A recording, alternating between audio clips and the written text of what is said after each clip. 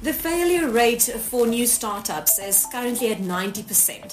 However, there are so many startups that actually find themselves stuck after just 5 years, not growing as they expected. What do you do? Today, my expert is Ishneet Kaur, and she's the leader of e-commerce, marketing and strategy domains, doing her work across Fortune 500 organizations, including Lenovo and Johnson & Johnson. We all know those companies, spanning across Europe, Middle East, Africa, Southeast Asia, and India. She has successfully built e-commerce and digital businesses units from the ground up and set them up for hypergrowth. She's gained in-depth understanding of the challenges and how to maneuver them for sustainable growth. She's also an author of a collaborative book named She is Remarkable, which includes stories of 29 women worldwide. How amazing is that? She now has her own company and she's helping other entrepreneurs reach their full potential. She's more or less like that life jacket that gets thrown to you at the time when you feel like you're sinking. So thank you so much, Ishneet, for just joining us to have this lovely conversation. What are the main obstacles crippling startups within the first 5 years? So first of all, thank you for having me here, Mia. And I love the metaphor of life jacket. So thank you so much. Yeah, I think first 5 years are kind of even the critical ones for a startup. Main obstacles, in my view, first of all, would be the product market fit. Is there a product market fit or not? Because a lot of startups sort of get into that mode without realizing or doing a deep dive about it. Is there the need of the product in the market or not? Second would be capital. So often a lot of people underestimate cost or overestimate the revenue. So that leads to some capital blockage which hampers their growth. Third, I would say, is poor business planning. It's important for a startup to create a detailed and flexible business plan, so that they know how they're going to maneuver the different things that come their way, which includes market analysis, financial projections, growth strategies. One very important factor, which is, I think, a lot of times very underrated, is team management. If you have the right people and the right team and they're motivated enough, they're going to go above and beyond. So having the right team and right leadership is very, very important. And customer feedback, customer is the king. Amazon is based on that. So customer feedback and looping that in our growth strategies is very important. Last but not the least, I think would be scalability.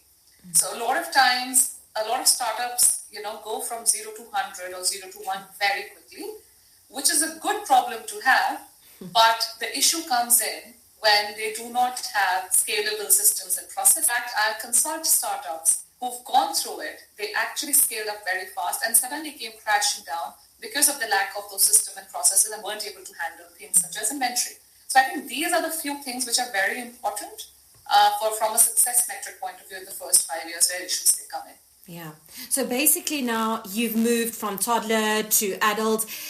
At what point should you then start to think, but this is the warning sign, I'm not going to make it, or is there always room to make some adjustments, or is it do you just need to regularly make sure that there's stock taking, check-ins with experts like you to make sure that you never get to that point where everything is just collapsing, imploding? No, I think a very important and a very good question. So stock taking, I think there can be two approaches to it. One can have a proactive approach and a reactive approach. A proactive approach, you can have regular stock taking, for example, financial reviews, doing monthly financial reviews in depth. So whenever I work with startups, I start up with financial metrics, and it's very, very important because you get to know the health right now, and even if there are some issues going to come in, you will see a trend before a big red warning sign comes in. So it's important to identify those trends. Your strategic reviews. So if you have set up some goals, assess those goals and evaluate where are you with respect to those goals, and has the market changed? Why weren't you not able to achieve it? Do we need to pivot? Because pivot is a very important word in a startup ecosystem. Okay. Looking at customer feedback. customer is the king, like I mentioned. And a lot of times we get a lot of signs in the customer feedback, in our NPS reviews. Yeah. So look at that and take that seriously. And team performance. I cannot emphasize enough on the importance of team, on their morale. Are they motivated enough? Is your team leading? A lot of churn is happening. Those are also some very important sort of proactive or early signs. Yeah. But in terms of specific warning signs, definitely financial warning signs related to even operational efficiency. So has your revenue consistently come down? And even if it has stabilized, has your operational cost gone up? So those are the things one needs to be careful about. Has your product market fit changed? If yes, do you need to change some bit of your strategy in terms of your offering to the consumer? Yeah. In terms of your sales and marketing, if maybe you are having a very high cost of customer acquisition, that's not getting justified by revenue. So do we need to look into, is your marketing efforts ineffective or inefficient? And do we need to look into that? So I think these are some of the warning signs, early warning signs that startups can look into it. I would always prefer a proactive over a reactive approach, but I think both are very important. I like what you said. Are your marketing efforts efficient? Is traditional marketing such as emailing and advertisements, is that still very important for startups? Or has digitalization changed all of this? Is it more on social media, LinkedIn, all of those TikTok? Is it that more important? Very good question. A lot of times people ask that. But I think it's important that these both go hand in hand. I don't think we are in an era where we choose one over the other. But the right approach would be to have both together and build it together in the form of a cohesive strategy. So, for example, your email marketing is still very important. It's extremely personalized. You can have high conversion rates. You can have high return on investments on email marketing. But then your other strategies have also become very important. For example, your content marketing. These days, it's not a transactional relationship that we have with the consumers anymore. Consumers are looking for value in a brand. So are we creating that content for the consumers? And it also helps in building up in SEO for your website. Social media marketing. Everyone's on social media these days. A lot of brands are built just off of social media. So are we doing that social media marketing? And from there comes influencer marketing. We've come to an era where the other day I was reading about this person. She became from a normal day-to-day life. She put a video which got so many hits on TikTok. Now she's become a big influencer. So influencer marketing, macro influencer marketing has become very big. And influencers are also launching their own brands. So are we utilizing these strategies to reach to our right consumers? But I think the important point would be, how do we sort of marry these two approaches together? How do we bring them together in a cohesive approach? So in that case, it will be really important to have an omni-channel approach, wherein these days it's not about whether the consumer is coming offline or online, but the discussion should be, wherever my consumer is going, he or she should have the same consistent approach, same consistent experience. And my analytics should be on point. I should know where my consumer is going, which part of the journey is consuming going where, and I should utilize those data analytics. Data is the new gold. So I need to utilize those data analytics to refine my consumer experience. And of course, personalization has become the next big thing, just like AI. I think these two words are being used the most these days. So it's important that we personalize the experience of our customers, whether we use whatever strategy we use. Talking about AI, I have to ask you that, but what role do you think technology and AI play in startups? Should entrepreneurs actually focus on investing in the right technology, equipment, and all of that for marketing purposes, but just to make sure that the team is set up for success in the first few years? Correct. So I think definitely technology has become very important. Technology is actually coming on to become very beneficial for us if used in the right way. So for example, if I use technology in terms of operational efficiency, the repetitive tasks, if I'm able to automate them better, not only am I reducing the cost, I'm also increasing my productivity. I am, handling the workflow better. So technology can be used there. It can be used in data analytics. So you have AI-powered analytics, which give you deep insights into customer behavior, which is really, really important because you can then pivot your strategies accordingly. Customer personalization, we just spoke about that. We have customer support. So, for example, AI-powered chatbots are giving 24/7 support. Even AI-powered personalized recommendation engines are giving personalized recommendations to the consumer. And it's also going into product development. How do we utilize a good product development from the start? But if I look into what should they invest into, AI or technology versus marketing, it's very interesting, and I think it depends on the stage of the startup.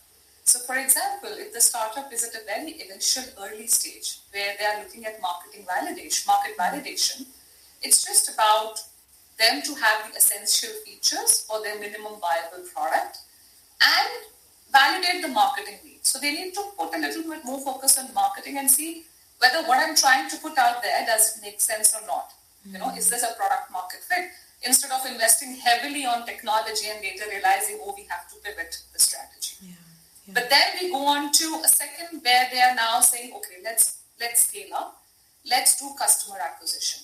Over there, we need sort of both technology and marketing because while we want to enhance the product experience, customer behavior, the experience better, we also want to acquire more consumers.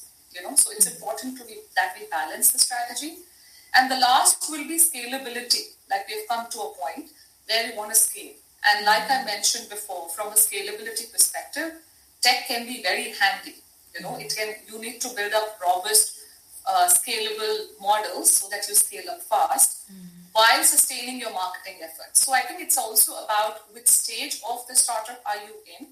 But yes, one needs to be conscious. You make over-investment on one side while compromising on the other side. Okay. That's never a good idea. Striking that balance. It's hard. It sounds easy, but it could be very hard. And it's all about knowing your customers. I think I also saw you spoke about it earlier this week, how important it is, and you've learned this throughout your journey, how important it is that personalization, but in different countries, the customer could look very different. That is something that people actually tend to forget sometimes, especially if you're an international company. You've got different markets, different countries, and they all need something different, right? Correct, totally. And I think it totally depends on, the cultural, economic, technological, social, regulatory factors. It depends on a lot of factors. Now, from my experience, if I come down to, I worked for India, Southeast Asia, Middle East, Africa, US, UK as well. And everywhere the consumer behavior is quite different. And while the horizontal of e-commerce remains same, it's important to build in those nuances into your strategy. So for example, if I look at economic factors, right, there are developing countries where people will be more mindful of value for money products, more or less, right? The sensitivity towards affordable value for money products would be higher compared to some other markets where premium products would be valued higher. Similarly, you have a spending behavior. There are some economies which are more on spending versus some economies more on saving. How do you position your products accordingly, and how do you use the appropriate channels for your product in those markets? Similarly, technological adoption, right?